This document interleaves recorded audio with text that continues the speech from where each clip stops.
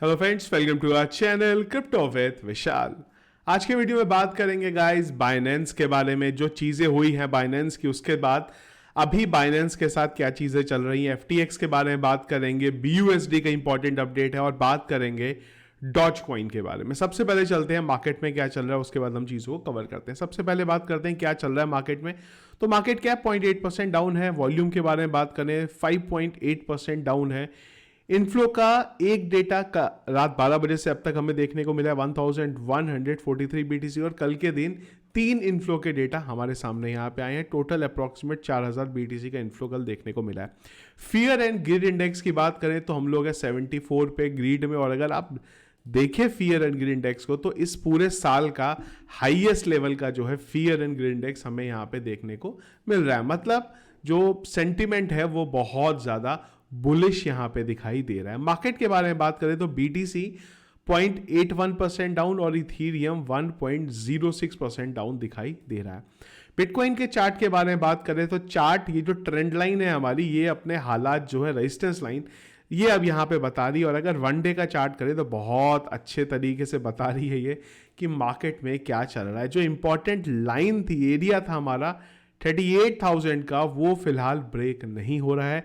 बार बार उस पर रेजिस्टेंस देखने को मिल रहा है। अगर हम लोग देखें तो शुरुआत हुई थी इस लेवल को टच करने की हमारी 9 तारीख से, 9 नवंबर से। उसके बाद बिटकॉइन ने टेस्ट किया इसको 15 नवंबर को, इसके बाद एक बार टेस्ट किया 24 नवंबर को, और पिछले 3 दिन से, चाहे 28 तारीख हो, चाहे 29 तारीख हो, या चाहे आज की 30 तारीख हो, बिटकॉइन इसको टेस्ट करने की बराबर कोशिश कर रहा है, पर बार बार इस एरिया से बिटकॉइन को रिजेक्शन जो है यहाँ पे मिल रहा है। मार्केट के बारे में बात करें तो एज ऑफ नाउ दोनों चीज़ें मार्केट में चल रही हैं। अगर हम बुलिश की बात करें तो बिटकॉइन ईटीएफ की वजह से मार्केट में काफ़ी ज़्यादा पॉजिटिविटी दिखाई दे रही है। जनवरी में काफ़ी हद तक उम्मीद है ईटीएफ को लेकर। कल के वीडियो में हमने एक और टॉपिक के बारे में डिस्कस किया था कि ईटीएफ के आने से भी मार्केट में एक डंप देखने को मिल सकता है। क्या सिनेरियो था उसको आप कल के वीडियो में चेकआउट यहाँ पे कर सकते हैं। प्रॉब्लम जो है मार्केट में एज ऑफ नाउ अगर आप बात करते हैं तो वो एक ही चीज़ है, और वो है यहाँ पे बाइनेंस की चीज़ें जो है काफ़ी हद तक निकल के आ रही है, और एसईसी पूरे तरीके से बाइनेंस के पीछे पड़ा है, और बाकी कंट्रियों से भी बाइनेंस के लिए जो मुश्किलें हैं वो यहाँ पे बढ़ती हुई दिखाई दे रही हैं। हमने ये ट्वीट पहले भी कवर किया था, फिर से इस ट्वीट को मैं कवर करता हूँ। इस ट्वीट में जो ट्रेविस हैं उन्होंने ये 16 जून को ये ट्वीट किया था। इन्होंने एक बहुत इंपॉर्टेंट चीज़ इसमें बोली थी कि there is no chance, I mean zero, अगर ईटीएफ जो बाइनेंस का करंट मार्केट में डोमिनेंस है, पोजीशन है, अगर वो रहा, ईटीएफ अप्रूव नहीं होगा। ईटीएफ अप्रूव होने के लिए बाइनेंस को उसका जो पोजीशन है वो यहाँ पे खोना पड़ेगा या उसको हटाया जाएगा। तो अब फोर्सफुली हटाया जा रहा है। सीजेड ने पहले ही बाइनेंस के सीईओ से वो हट गए थे, और अब जो उसका बोर्ड है, चेयरमैन पे जो थे, जो पोजीशन थी इनकी, सीजेड ने वहां से भी स्टेप डाउन जो है कर लिया है। दूसरा अपडेट आया है यहाँ पे फिलीपींस से। तो फिलीपींस में भी जो गवर्नमेंट है वो बाइनेंस के पीछे पड़ गई हुई है यहाँ पे कि भाई ब्लॉक करो, बाइनेंस को बंद करो। पाकिस्तान की तरफ से भी कुछ अपडेट आ रहे हैं कि वहाँ पे भी ट्राई किया जा रहा है कि शायद बाइनेंस को वहाँ से बंद किया जाएगा। तो जो बाइनेंस ने एक चैप्टर शुरू किया था क्रिप्टो करेंसी का, डिसेंट्रलाइज को भी सेंट्रलाइज की तरफ लाने का और लोगों में उसका जो कॉन्फिडेंस है वो बढ़ाने का, तो वो अब चीज़ें थोड़ी सी खराब होती हुई यहाँ पे देखने को मिल रही हैं। और जो यहाँ पे ट्रेविस ने बोला था अगर वो सही है तो बाइनेंस अगले 1-2 महीने तक हमें और ज़्यादा ख़राब हालत में देखने को मिल सकता है। डोमिनेंस उसकी कम हो सकती है और ये इकोसिस्टम के लिए भी ख़राब होगा। तो जो मैंने आपको बोला था as of now sentiment bullish है, पर आप सोचिए इतने बुलिश होने के बाद भी ईटीएफ अगले 1 महीने बाद अप्रूव होने वाला है। कल हमने काउंटडाउन के बारे में बात करी थी, हाविंग भी आने वाली है 3 से 4 महीने बाद। उसके बाद भी बिटकॉइन इतना पंप नहीं ले रहा है, तो थोड़ा एक जो पैनिक है वो मचा हुआ है इस समय बाइनेंस की वजह से। अगर ये बाइनेंस का फंड नहीं होता तो काफ़ी अच्छी जगह हमें बिटकॉइन देखने को मिलता, पर बाइनेंस की चीज़ें ख़त्म नहीं हुई हैं, सीजेड की चीज़ें ख़त्म नहीं हुई हैं। कभी भी उसमें कुछ हमें बड़ा मोड़ आता हुआ देखने को मिल सकता है। अगली चीज़ यहाँ पे बात करें BUSD की, तो बाइनेंस ने ऑफिशियली बोल दिया है कि हम BUSD स्टेबल कॉइन जो था उसका दिसंबर तक सपोर्ट बंद कर देंगे। पहले से ये काफ़ी इसके बारे में आ भी गई थी, ये जल्दी हो जाएगा। तो अगर BUSD पड़ा है आपके पास, तुरंत उसको USDC में या फिर USDT में कन्वर्ट कर लीजिए, अनटिल अनलेस कि ये जो है ख़त्म हो जाए, यहाँ पे एक दिन जीरो होता हुआ दिखाई दे, तो इसको भी कर लीजिए। खैर, इस अपडेट का जो बाइनेंस का फट चल रहा है उससे कोई अपडेट नहीं है, पर आपको फिर भी जो है मैं यहाँ पे बता रहा हूँ।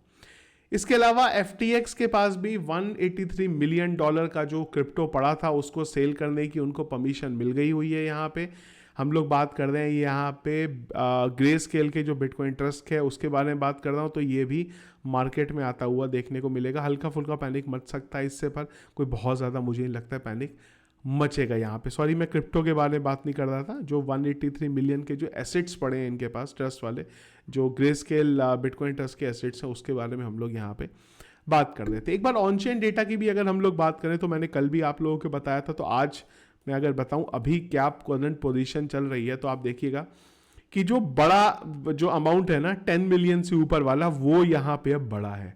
इवन अगर मैं बात करता हूँ 1 से 10 मिलियन वाला भी, वो भी बढ़ता हुआ दिखाई दिया है। अगर आप बात करते हैं 1 लाख से 1 मिलियन का, वो भी बढ़ता हुआ दिखाई दिया है। पर जो छोटा वाला है 10,000 से लेके 1 लाख वाला, वो गिरा है। 1,000 से 10,000 वाला बड़ा है, पर उसके अलावा जो है उस सब में आपको ड्रॉप होता हुआ यहाँ पे दिखाई दे रहा है। और $1 $10 वाला तो बिल्कुल ही घट रहा है। मतलब क्या है, जो बड़े अमाउंट पे है वो बिटकॉइन को बाय किया जा रहा है, पर जो मैंगो पीपल है, आम जनता है, वो सोच रही है कि नहीं यार कुछ यहाँ हो सकता है, तो उनकी तरफ से बाइंग अभी फिलहाल यहाँ पे कम हो रही है। क्योंकि मार्केट में अगर आप देखें दोनों सेंटीमेंट है, ये एरिया ब्रेक करना बहुत ज़्यादा ज़रूरी है, पर बिटकॉइन से फिलहाल ये एरिया यहाँ पे ब्रेक नहीं हो रहा है, बार बार रिजेक्शन यहाँ पे देखने को मिल रहा है। डॉज के बारे में बात करें तो अगर आप लोगों को याद होगा तो हम लोगों ने 2021 में बात करी थी इसकी। खैर, बात बहुत पुरानी हो गई है, पर आप अगर रेगुलर क्रिप्टो करेंसी मार्केट से जुड़े हैं तो आप लोगों को पता होगा एलन मस्क ने 9 मई को बोला था कि डॉज 1 मिशन को लेके आ रहे हैं, और वो एक बहुत बड़ा अपडेट था वो टाइम पे, क्योंकि मार्केट बुल मार्केट चल रहा था वहाँ पे। हम लोगों ने डॉज कॉइन को रातों रात डबल ट्रिपल होता वो वहाँ पे देखा है। तो ये एक बहुत इंपॉर्टेंट चीज़ थी जिस वजह से डॉज कॉइन में और ज़्यादा कॉन्फिडेंस लोगों का बढ़ा था। वही मिशन जो था मून वाला, वो अब फाइनली उसकी डेट आ गई और वो होने वाला है यहाँ पे 12 जनवरी को। जनवरी का महीना कुछ अलग ही चलता हुआ दिख रहा है अगले साल। ETF हमें जनवरी में आते हुए देखेंगे। कई बार जगह तो ये भी अपडेट हो रहा है कि शायद जनवरी के फर्स्ट वीक में ही हमें ETF अप्रूवल होते हुए देखेंगे, क्योंकि बहुत सारी रिपोर्ट्स ये भी हैं कि जो ब्लैक रॉक है वो SEC से बार बार मिल रहा है। इवन कॉइनबेस ने भी SEC से काफ़ी सारी मीटिंग करी है। खैर, उन्होंने तो इस बात के बारे में मीटिंग करी है कि कौन से जो कॉइन है वो सिक्योरिटी है, कौन से नहीं है, हमें उसकी क्लैरिटी दो। पर ब्लैक रॉक यहाँ पे बार बार मिल रहा है, SEC से प्लान लेके जा रहा है ETF अप्रूवल को लेके। तो वो भी एक काफ़ी बड़ा बज़ है कि जनवरी के फर्स्ट मंथ में आपको ETF अप्रूव होते हुए देखने को मिल सकते हैं। अप्रूव होने के बाद सडनली प्राइस पंप होगा ही होगा। थोड़ी टाइम बाद हो सकता है कि डंप मिले, पर इमीडिएटली मुझे लगता है पंप अच्छा मिलेगा।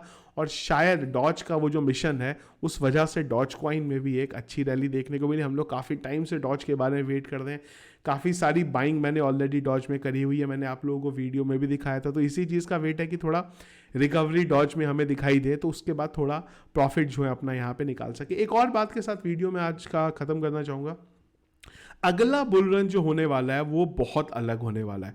मैंने पिछले हिस्ट्री में अगर आपको बात करूं तो अब तक 2 बार बुल रन देखे हैं, पर जो ये तीसरा बुल रन है ये अपने आप में बहुत अलग बुल रन होने वाला है। और इसके पीछे का जो सबसे बड़ा रीज़न है वो 2 फैक्टर हैं यहाँ पे। पहला है ETF और दूसरा है यहाँ पे US के इलेक्शन। क्योंकि जो इलेक्शन है US में, उसमें जो भी खड़े हैं प्रेसिडेंट के लिए, वो क्रिप्टो को लेके आ रहे हैं। वो जैसे होता है ना कि हम तुम्हें बिजली फ्री देंगे, रोजगार देंगे, जैसे इंडिया में होती है, वैसे ही बोला जा रहा है कि बिटकॉइन को क्रिप्टो को लेके कि आपको टैक्स पे नहीं करना पड़ेगा, रूल्स अच्छे बनाएंगे हम लोग, एडॉप्शन बढ़ेगा यहाँ पे।